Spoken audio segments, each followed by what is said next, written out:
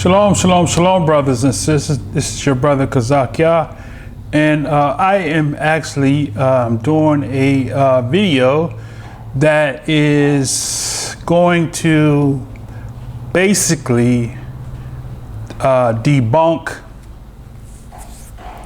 what most people have embraced that sin is.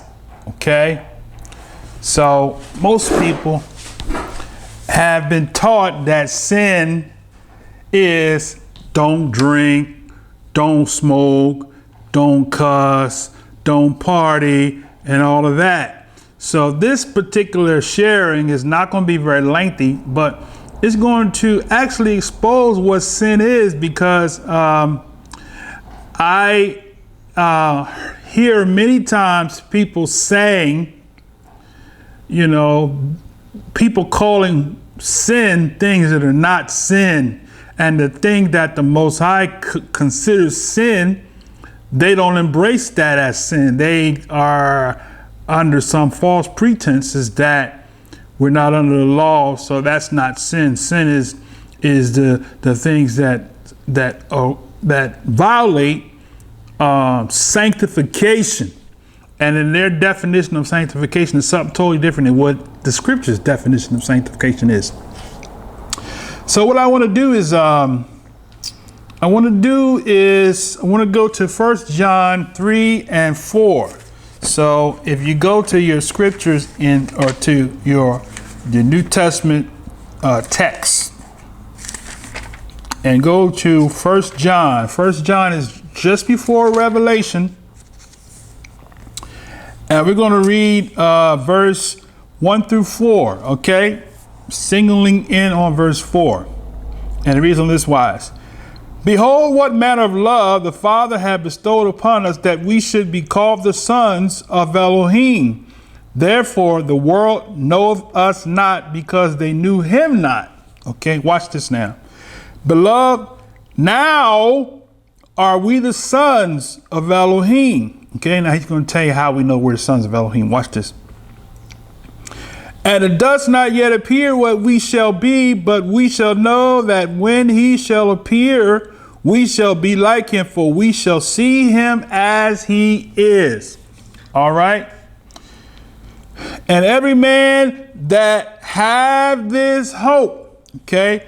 Now we got people got you going to heaven, right? That's not what the Most High promised to us, and we can prove it to you in the biblical text that heaven is not promised to the children of men, okay? But heaven is coming to earth, and that's the heaven that he promised to us. The Messiah said in Matthew 5, blessed are the meek, for they shall inherit not heaven, but the earth, okay? All right, now, he says, every man that have this hope, have the hope of what? Of verse 2. We are the sons of Elohim, and it does not yet appear what we know, that when he shall appear, we shall be like him, for we shall see him as he is. Okay? That those that have that hope, it said, every man that has this hope in him purifies himself even as he is pure. So the biblical text says in 1 John, the epistle of John says, every man that has this hope purifies himself even as he is pure, even as the Most High is pure, or the Most High Son, the Messiah Yeshua, okay? Who the world incorrectly calls Jesus, okay? And I'm going to emphasize that because Jesus was and is not the Messiah's name. He is and was a Hebrew with a Hebrew name. According to Jubilees, he spoke the name in the tongue of creation, which is Hebrew, not English. The Anglos and the Saxon language didn't come until later on. Okay, so there was nobody with the name Jesus 2,000 years ago during the Hebraic times. His name is Yeshua. All right. Now, so every man that has that hope in himself purifies himself even as he, the Messiah, Yahshua, is pure. Watch this. He says, whosoever committeth sin, transgressive also the law. All right. Whosoever committeth sin, transgressive also the law, for sin, right? And if you like it, it's the word hamartia, which is the Greek word for sin. Sin is the transgression, which is anomia. It means, it says illegally, that is a violation of law, or generally wickedness. So whosoever commits sin transgress also the law, for sin is the transgression of the law, or sin is anomia. Anomia in Greek means to illegitimately violate the law. Okay? So sin is a transgression of what law? Not the law of man, because man, for those of you that want to say we're supposed to abide by the laws of the land, well, the laws of the land tells you that a man can marry a man and a woman can marry a woman. We know that the Most High didn't give us that law. So the law that he's talking about is the law of the Most High, the Creator. So sin, whosoever committeth sin, transgressive also the law of the Creator. For sin is the transgression of the law. Okay? So that is what sin is. Now, let's go to Romans 5, because we're going to explain something to you so we can divorce this. Drinking is not a sin. Okay? Drinking accompanied the feast days. And we can prove that to you. But we want to show you what the chief speaker to the Gentile nations, the sons of Japheth, the European nations, that's who the Gentiles are, not non-covenant or wicked people, but the Gentiles are in fact a specific son of Noah, and specifically the sons of Japheth, or the world calls Japheth, right? According to Genesis chapter 5, Genesis chapter 10, pardon me, Genesis chapter 10, verse 5, he gives the names of the sons of Japheth, who the world calls Japheth. And he said, by these were the isles of the Gentiles divided. Okay, so that's who the Gentiles are. The Gentiles are not the sons of Ham or the sons of Shem, but the Gentiles are the sons of Japheth. Okay, according to Genesis chapter 10, verse 5. All right. Now, since Shaul, or Paul, who you call, is the chief speaker of the nation of Israel, let's go over to Romans, right? Immediately following the book of Acts, or the epistle of Acts, or the letter of Acts, Acts of the Apostles. And let's go to chapter 5. Okay? This is what the chief speaker to the Gentiles, the sons of Japheth, which is who? The Galatians, the Gauls, which are the Gomerites, which are the Germans, right? The Thessalonians, which are Greeks, right? The Ephesians, which are Greeks, right? The Colossians, which are Greeks, right? The Corinthians, which are all Greeks, because they all came from the Isle of the Greeks, or the lands of the Gentiles, which is basically, if you look at the table of nations, you'll see all the sons of Japheth settled at the origin after the ark settled on the mountains of Ararat, which is in Turkey, which is just north of Iraq. They settled there, and the sons of Japheth settled immediately after the flood up towards the north regions, according to the book of Jubilees, as well as the book of Jasher, as well as the book of Enoch, as well as through the works of Josephus. And so the book of Genesis chapter 10 doesn't specifically give the lands, but it gives the sons. But the other historical books tell you where the sons settled. So the sons of Japheth settled in the Greek islands, in the Gentile nations of Turkey. Okay. Turkey, if you look at it, Turkey is what historically is called Asia Minor. Okay. Now, so Romans chapter 5, you're going to go to Romans chapter 5, and we're going to read verse 13. All right. Romans chapter 5 and let's start at verse, let's see, Romans chapter 5, let's start at verse 12. Okay. It reads on this wise. It says,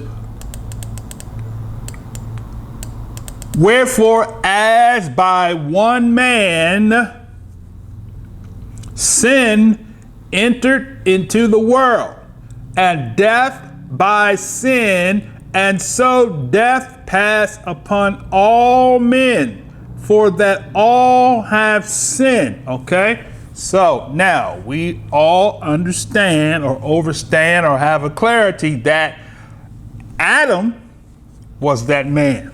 Right? Now, verse 13. For until the law, right? And we'll read that. It says the word for until, we have gar, which is for, until, which is akri or akri, which means through, the idea of terminus of time, until, or of place up to. Okay? For until, or up to the law, right, which is nomos or pneumos, which it says parcel out the especially food of grazing of animals. So until the law, sin was in the world. Okay, so until the sacrifices was the system of sacrificing animals was instituted, sin was in the world. Up to that point, sin was in the world before sacrifices was offered. Okay, but he says, but sin, which is, this is the word, Greek word hamartia, which means, it says sin as properly abstract. Okay, sin is not imputed. Imputed is elogio, which means, it says, in the sense of account, to reckon in, that is attribute. So sin is not imputed where there is no law. Okay? So if there is no law that tells you that you cannot drink alcohol, then drinking alcohol is not a sin. Okay? Now we can read in the biblical text where a man lying with a man is a law against that. Or woman lying with the woman is a law against that. And where you eating, stop, hold for a second, because now you making things a sin that's not sin, but the Most High gave us in Leviticus chapter 11, if you eat the swine, it is an abomination. It is unclean, right? Just like he said, homosexuality, man lying with man, it's an abomination. Woman lying with woman is an abomination. Eating a swine is an abomination. So if we are going to harper on homosexuality, then we've got to also harper on all the other sins that are transgressions against the law, which is eating that swine, that pork chop. All right? So you are right, and rightfully so, to speak against the transgression of homosexuality or a same-sex marriage or man and woman. But let's take it to another level. Let's not just leave it there. We got to deal with all the other transgressions of the law. Okay? And we just told you, according to Leviticus chapter 11. All right, let's look at that right quick. All right, let's go there. We don't want to just say things, but we want to show you what the Most High said. This is Leviticus chapter 11, verse 1. It says, Yah spoke unto Moshe and to Aharon, saying unto them, speak unto the children of Israel, saying, these are the beasts which you shall eat among all the beasts that are on the earth. Right? Whatsoever part of the hoof is what? The claw, has a split claw. And is cloven footed. Cloven footed is the word what? Shasa, which means a split or a tear. A split,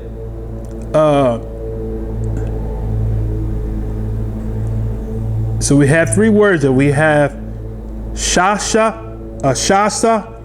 we have shesa, and we have parasa. Okay, shasa means split, tear. Shesa means it says a fissure, a cleft, or cloven footed, and then parsa or parasa says a claw or a split hoof or a claw. So whatsoever parteth the hoof or has a split claw and chews the cud. The word for chew is Allah, which means to be high. It says to ascend, to chew, to ascend, be high or active. Okay, to mount. To chew the cud is, it says, gara, which means the cud as scraping the throat amongst the beasts. Okay? He says, whatsoever part the hoof and is cloven footed and chew the cud among the beasts, that shall you eat. Nevertheless, if you have any questions, he says, these shall you not eat of them that chew the cud, of them that divide the hoof, as the camel, because he chews the cud, but divideth not the hoof. He is unclean unto you. Right? Verse 5. All right? Stick with me. All right, verse 5 says, and the coney. What is the coney? It says a species of a rock rabbit. So you like to suck your teeth in the rabbits. The Moses said the coney, the rabbit, because he chews the cud, but divideth not the hoof, he is unclean to you. And the hare, right? The hare, which is, it says, arnabeth is the Hebrew word, the hare, because he chews the cud, but divideth not the hoof. He is unclean. Now, verse 7, don't you change that dial. Dag nabbit. The swine. What is the word for swine? The swine is kazir in Hebrew, which it says to enclose a hog, perhaps a pen, right? All right. So a hog, though he divide the hoof and be cloven footed, yet he chews not the cud, he is unclean to you. Of their flesh shall you not. It didn't say pray over it. Food is sanctified by the prayer. Hey, no. He said, Of their flesh shall you not eat, and their carcass shall you not touch. They are unclean to you. Okay? Now, I'm stop there. Okay, you can go through Leviticus chapter 11, and you can read all the other passages in there where the Most High tells us what's clean and what's not clean, right? So, if we're going to bounce on homosexuality, and you're right, because it is a transgression of the law, let's deal with the other transgressions of the law that the Most High, and I just pointed that out, but there are others. But this one right here, this deals with the thing that we have a passion for, is eating unclean foods, okay, or an abomination. Let me do this here and I'm gonna close this out. All right, let's look at this word abomination. All right, this is off the cut.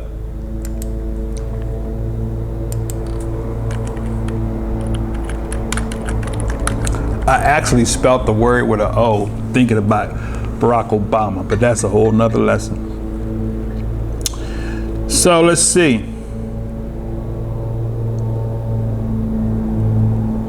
So Leviticus 11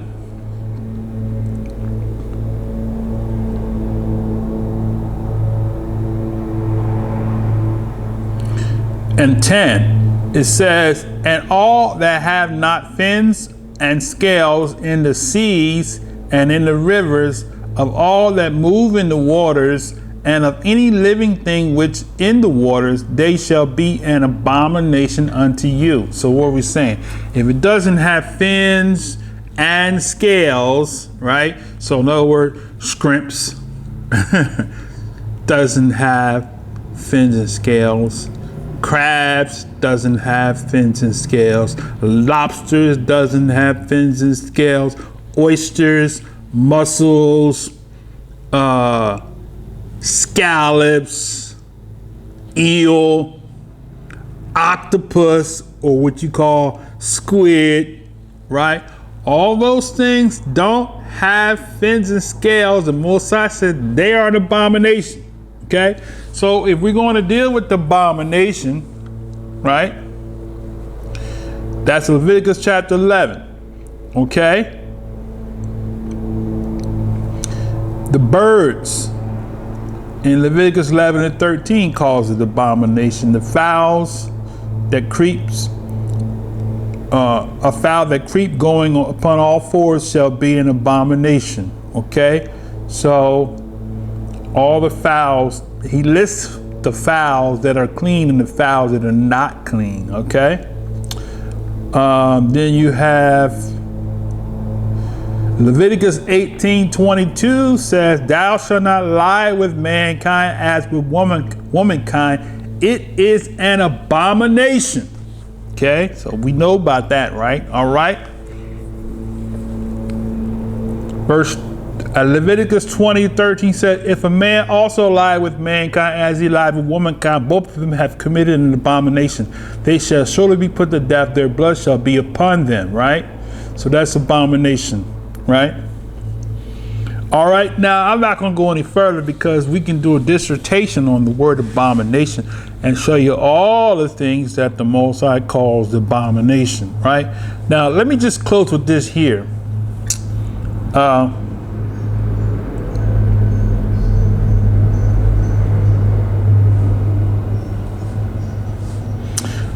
Let's close with Isaiah chapter 66.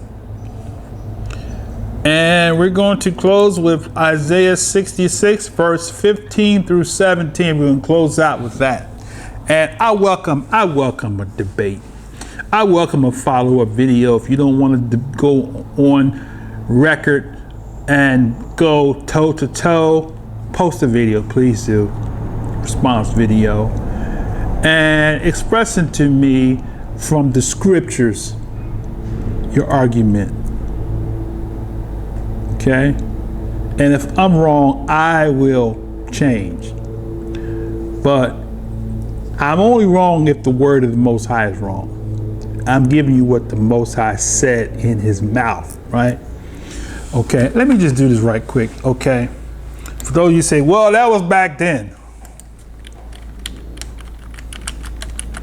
Let me give you something on that. Malachi 3:6 says, for I am Yahweh. And that's the King James translator took the name out and put the Lord in there.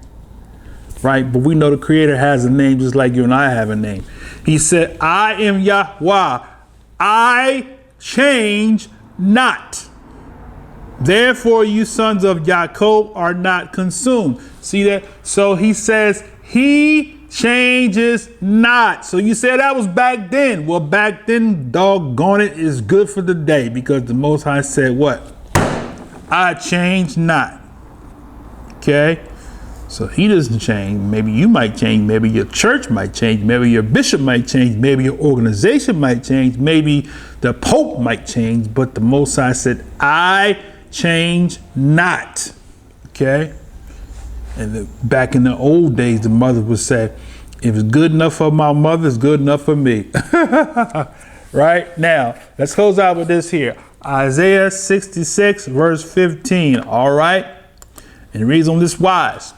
It says, for behold, Yahweh will come with fire and with chariots and with whirlwind to render his anger with fury. All right. You say, well, brother, what does that say in the Hebrew? I'm glad you asked the question.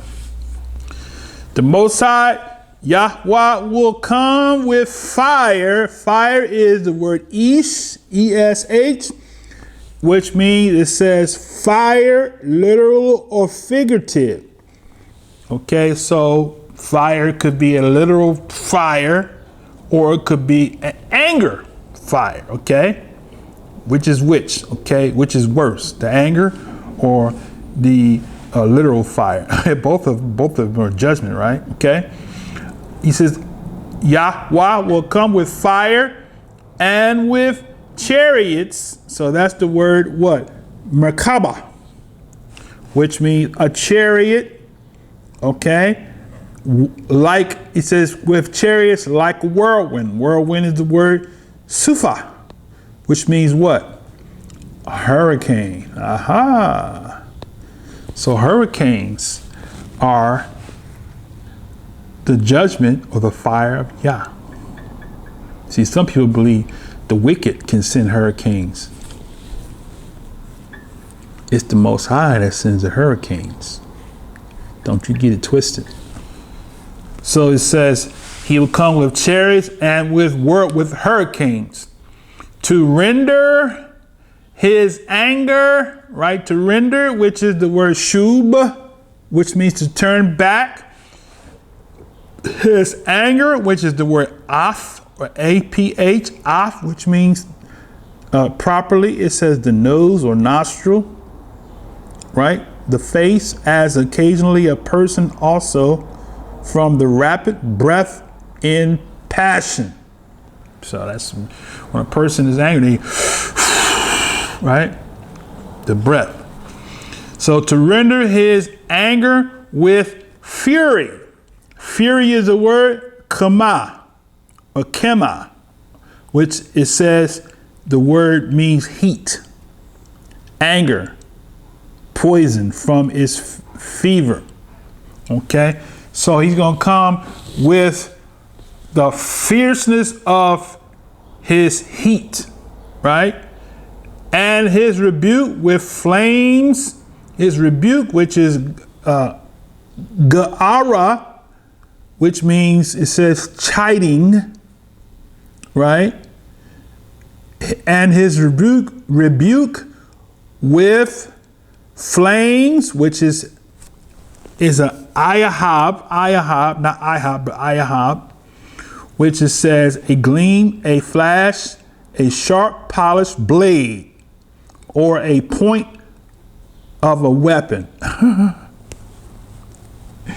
So he's coming with fury, rebuke, and with a point of a weapon of fire, which is ish.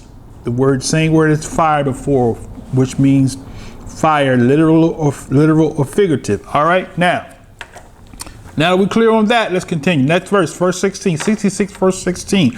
Isaiah, or Yoshiyahu in the Hebrew, the name properly. For it says, by fire, which is ish, and by sword, which is karib, right? The word karib is the word draw, also a cutting instrument from the destructive effect as a knife or sword, right? Or a sharp implement, okay? So by fire and by sword will Yahweh plead. Now the word for plead is the word shafat, which means to judge. I will judge with all flesh, and the slain of Yah shall be many. So slain is what? Kalal, which means pierced, especially to death, figuratively polluted, to kill, right? The slain of Yah shall be many, okay, which is the word rabbah, which means what? To cast together. Okay, so many. The slain of Yah will be many. Verse 17, it says, they that sanctify themselves. See, I'm sanctified, brother, I'm sanctified. Okay, this is what he's saying. These are the people who he said they call themselves sanctified. Oh, I'm sanctified, I'm holy, I don't smoke, drink, or cuss. All right, so he's gonna let you know who he classified as what their sanctification is. They that sanctify themselves and purify themselves, right? So we got sanctify themselves, which is kadash, right? Which means to make, pronounce, observe, clean. So they say they clean. And purify themselves, that's the word tahar or taher, which means to be bright as to be pure. Okay, physically sound, clear, unadulterated. Okay, so they that sanctify themselves and purify themselves in gardens. The gardens is what? The word is ganah, which means it says a garden. And then we have 1588. All right, so let's see. We're in verse 17. Let's see what that word 1588 is. Okay, 1588 is the Hebrew word gan, G-A-N, gan, which means a garden, from 1598, which is hedge. Ganan, which means to hedge, that is to protect. So he says, verse 17, they that sanctify themselves and purify themselves in the protected areas or in the hedge, right, behind one tree in the midst, eating swine's flesh and the abomination. So we got the word swine, which is the word what? Kazir, which means what? A hog. Eating the swine's flesh, basar, which is the flesh, and the abomination, which is shakets, which means filth. It says figuratively and specifically an idolatrous object.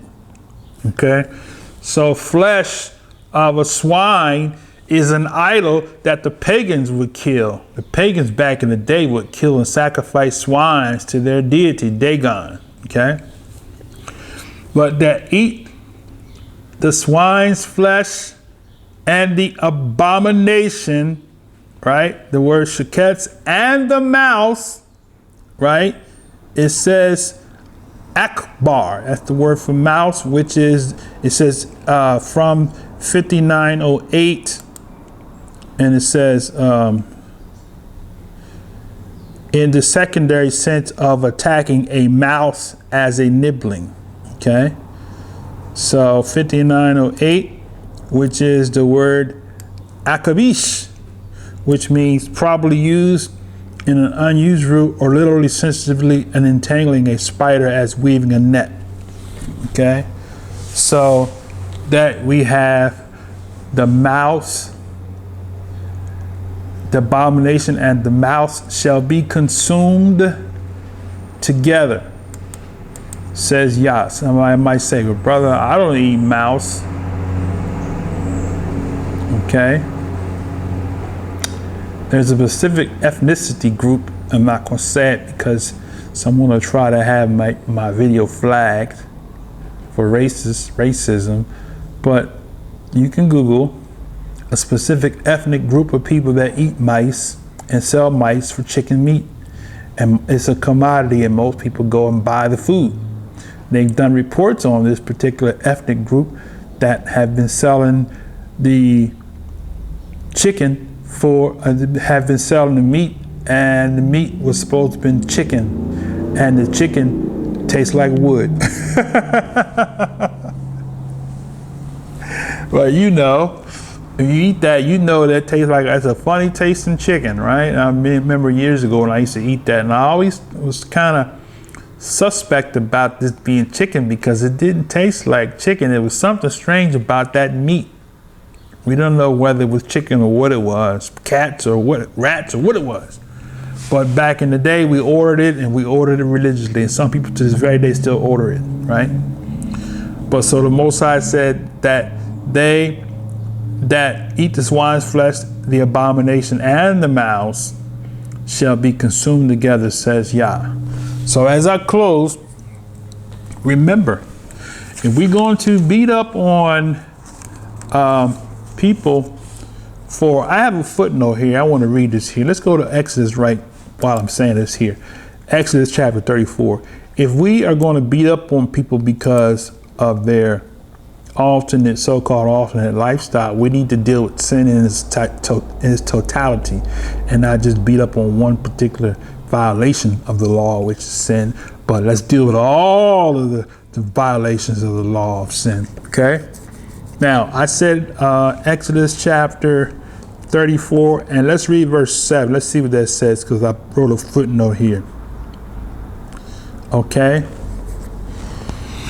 It says, let's read verse 6 and 7. It reads on this wise. And Yah passed by before him and proclaimed, Yahweh, Yahweh the Elohim, merciful and gracious, long-suffering and abundant in goodness and truth, keeping mercy for thousands, forgiving the iniquity and transgression and sin, and that will by no means clear the guilty, visiting the iniquities of the fathers upon the children and upon the children's children unto the third and the fourth generation. See that?